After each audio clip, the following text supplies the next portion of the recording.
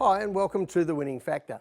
I'm Alan Aitken, and on this show each week I take a look at some upcoming races in Hong Kong and try to isolate an angle to the race we might look back on later as having been a great guide to finding the winner. Well, Sunday racing this week, and the first race we're going to take a look at is race 2, where our winning factor is the map. And this is a Class 4, 2,000 metres with quite a number of runners, I think, that will have fans, but primarily amongst them, I think we will see Zac Purton's ride, Ryders Reign, the last start winner at Happy Valley, Korres Unicorn, Frankie Law-trained Chevalier Prince, Vincy dropping down to Class 4 for the first time in his career, and going the other way is Vukan, a last start winner who rises in class after his Class 5 win.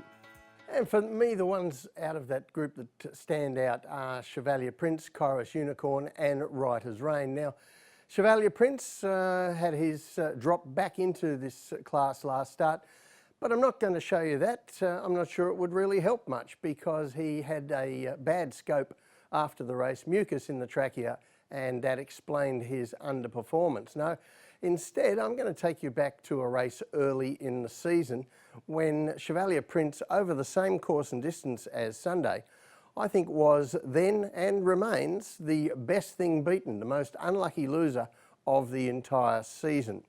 So we're going to take a look now at race 191.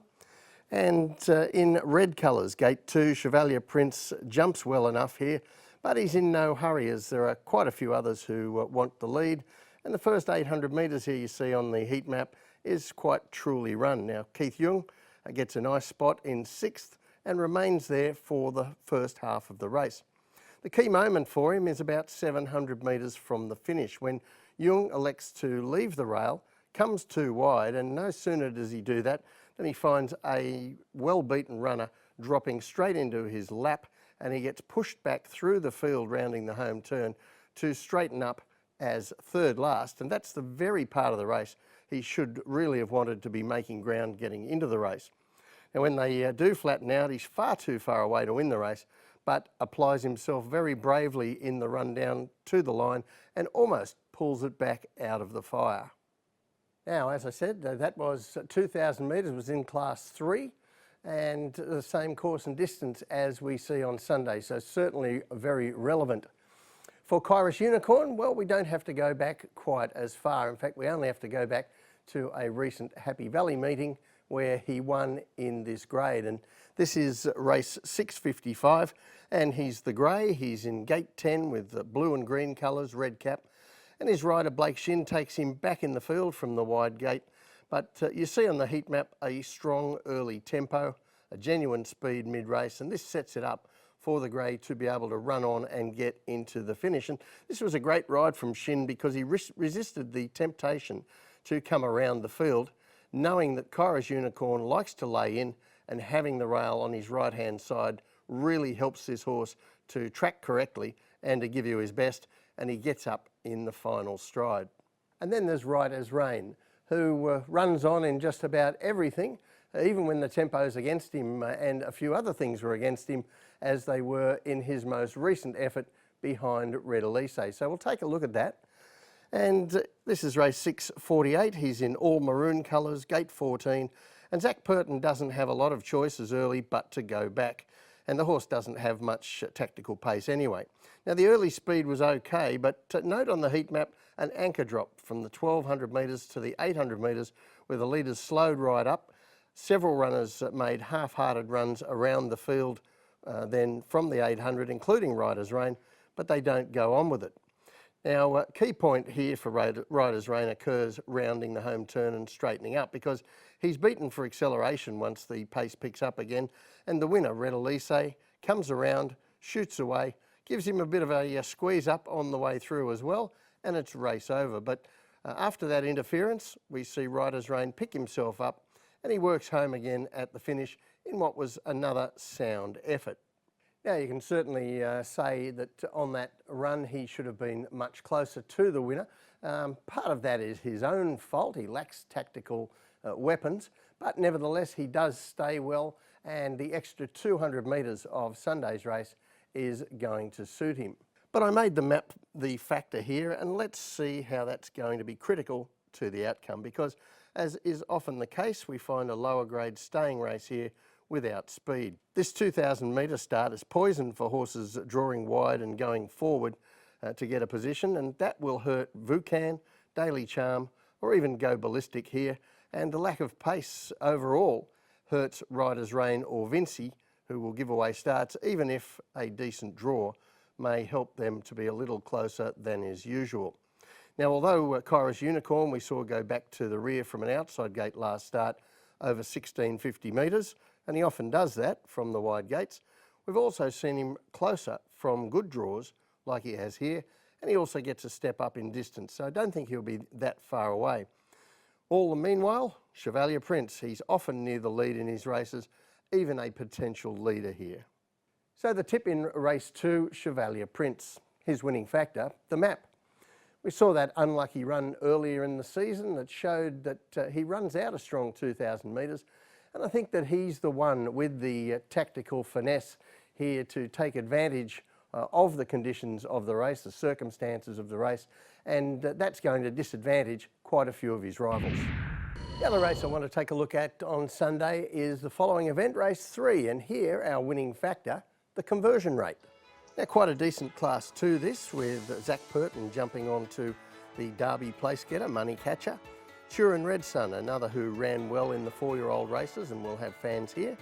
And down in the weights, Frankie Law trained Looking Great, and the John Size trained pair of Running Glory and Bourbon Air certainly have strong chances.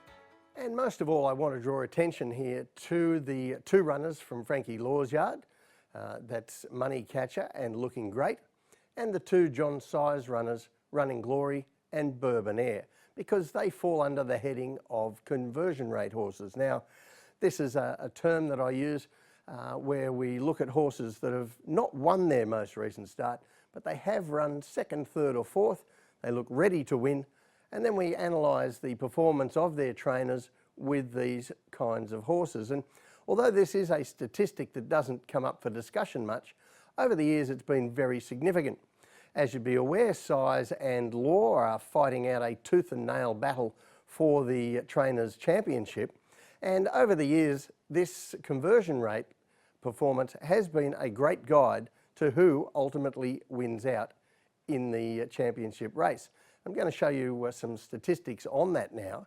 First of all, let's take a look at the past 8 champion Hong Kong trainers. Now, all but 2 of them have led the field in conversions that season. Even a surprise winner like Ricky Yu, who'd finished near the rear of the field the season prior, was accompanied in his championship win by a very sharp rise in conversion rates early in the campaign to indicate he would be an improver, although ultimately he did not lead in this area. But notably with John Size, the years when he has been beaten, and this is an area where he is very strong, the years he has been beaten in the championship have been years where he's been beaten for conversion rates. And when we take a look at the conversion rates for the current season, it's Frankie Law who's sailing along out in front. And once again, we've got a table for that. And Law has a good call over his old boss and championship rival Size, who is only 3rd on the list behind Law and Tony Cruz. Now, sure, there is still plenty of time left in the season for him to improve that, but it does look a great indicator that Law is looking the one to beat for the championship title this season. Now, both trainers have 2 conversion rate runners in the race we're looking at on Sunday, but I think the market leaders from the 2 stables will be Money Catcher for Law and Running Glory for Size. So let's take a look at what they've been doing.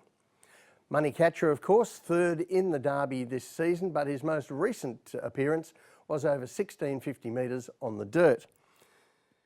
And he's in red with blue and green armbands, gate 9. He isn't the fastest to start, but he does have the pace to press forward in some quite strong early fractions. Now there's a fight for the lead, and Money Catcher can't get to them, but he does chase that fight for 600 metres, a lot of it tracking 3 wide, before he gets into a 2 wide trail.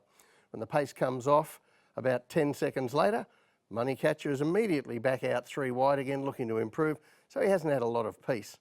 He challenges the leader at the 200 metres, but both horses have been up on the speed and vulnerable, and Berlin Tango, another of Sunday's runners, comes from near the rear, slips up the rail and is able to beat them.